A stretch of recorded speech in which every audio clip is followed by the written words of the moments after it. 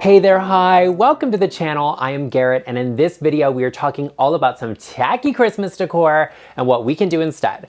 Christmas is already a very expensive time of the year, and we don't need to add to that by buying a bunch of tacky stuff we don't need. So we have got a number of things to talk about. Let's get into the video. The first thing we're talking about may trigger some people, but we're talking about the big inflatables in the yard. Now, I talked about this in my tacky fall home decor video, which you should definitely check out. And a lot of people may not have liked the delivery, but no one could fault what I said. And what I said basically was that they're big, they're overwhelming, they're expensive, they have a lot of moving parts, and they can break often. Now I know that kids absolutely love them, and I love that for kids, but I don't think you need to necessarily buy something like that. That'll be good for a little while, maybe you get a few years out of it. What I would recommend instead, if you have kids that really love it, the holidays, and they want to get involved, is get them involved. Get them out there in the yard, putting up Christmas lights, maybe not like hanging them on a house, but you know, those big netted ones you can put over bushes. Kids love that, sticking stuff in the yard.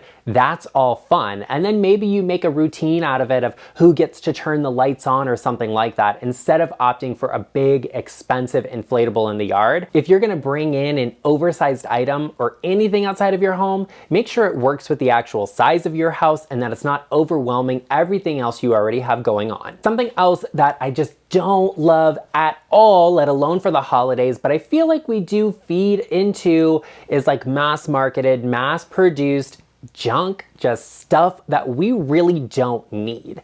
You are so much better off having something that's handmade or crafted, created, even if it's through an artist, or if you just make it yourself, get your kids involved in doing that, because that is like creating a memory and decorating your home. So get online and look at some DIYs, some crafts to get the whole family involved, and look at maybe upgrading some of the things you already have. If I'm changing out my color scheme for the year like I am now, I start addressing, what do I have? What does it work with? Is it worth saving? Can I upcycle this? Maybe you paint some ornaments or a little accessory and decor, and then all you have to bring in maybe is some new ribbon or something. You can switch up what you already have by using what you already have. So don't feel pressured to go and buy a ton of new stuff just because it's the holiday, it's Christmas time, whatever. I set myself a little budget. I say, like, here's what I'm willing to spend on Christmas decor this year. And then once I hit that threshold, I'm done, because I'm not going overboard and crazy by putting in a ton of money into something that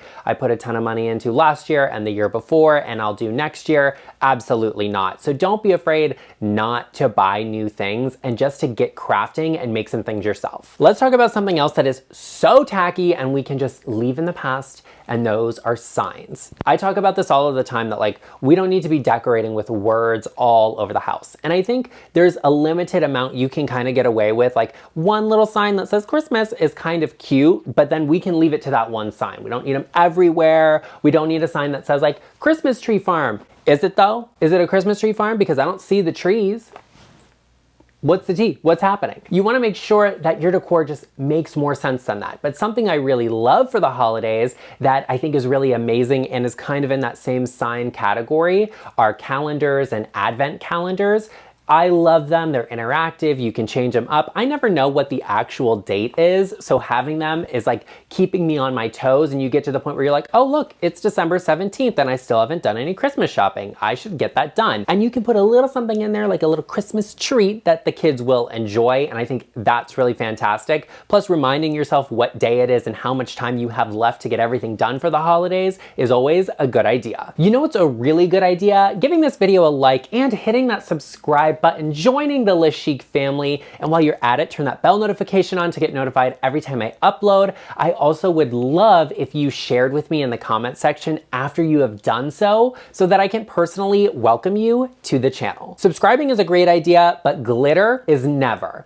I do not like glitter. You all know this, and Christmas is just a time where you cannot get away from it. Literally everything has glitter on it. I don't care if it's some mass-produced, shatterproof, cheap ornaments or some really expensive handmade pieces. They have glitter on them. It's just like impossible to get away from. So be mindful of what you're buying and how much glitter that has, because it gets everywhere. There are obviously environmental factors to concern yourself with, but on top of all of that, just think of the personal struggle you are faced with when it comes to glitter. My top tip for Christmas ornaments and decorations that have that glitter on them, take a little bit of hairspray and go over them. It seals all of that glitter in and helps it to stay on the ornament and off of everything in your house. Because we all know glitter is that one thing that when it gets somewhere, it is not going anywhere. I love a little sparkle for Christmas, and if you are the person that you're like, Garrett, I absolutely 100% will not do glitter whatsoever, I completely love that for you. I love it for me. I just have ornaments that have glitter already that I am still holding on to because they're still good,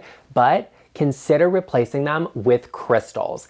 I buy online chandelier crystals and then put them on ornament hooks and hang them on my tree. It gets me that sparkle. It gets me something that's really beautiful and high quality and will last me for a very long time. And it doesn't involve glitter whatsoever. Because crystal, it looks a little bit like a water droplet on the tree. It adds a bit of sparkle. It's a really great way to get a lot of impact with a very little piece. Let's talk about something that I notice right away as a mistake. I see whenever I'm looking at Christmas decor, whether it's in photos or people's houses, it just drives me absolutely insane. And that is when your greenery doesn't match or doesn't have consistency to it, doesn't make sense. Like if you're gonna have a flocked tree, we'll talk about that later, you need to have like the garlands around the space also be flocked. If it was snowing on the tree, it's snowing in the rest of the room. Like it doesn't make sense for it not to have snowed there if it snowed somewhere else. Like the greenery has to match. And I would go as far as to look for specific species of greenery that makes sense. Whether that is real or faux, you want it to look like it all came from the same place. And that's the goal. You know, I always recommend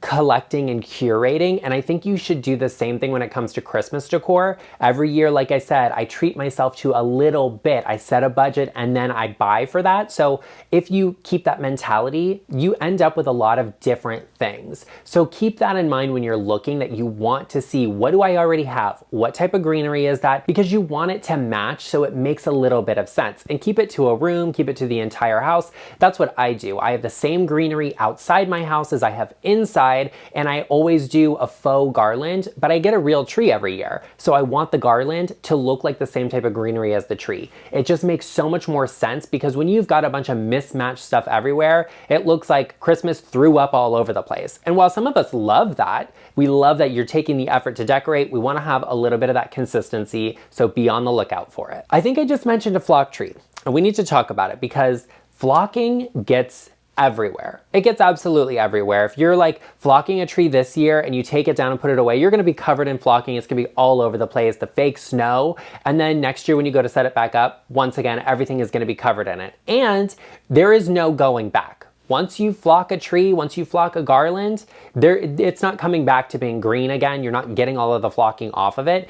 It can be very messy. Now, I don't mind the look of it. I think it's actually kind of pretty. It looks very classic, and if you like that more minimal look and style, you don't like to have a ton of ornaments, flocking really fills up a tree and makes it look very full. If you're getting a fake tree because you don't want the maintenance of a real tree, like all of the falling pine needles, why would you flock a tree just to have all of the falling flocking? Makes no sense to me, but the look is there. It's on point for me. So I do like that, and I think it's worth looking into if you really enjoy the look of it, but just be mindful of the maintenance of it, because nobody wants to have like a total mess on top of all of the other stuff you have going on with the holidays. You don't want your cat, your dog bumping into the tree, getting covered in it, dragging it all over the house. Absolutely not.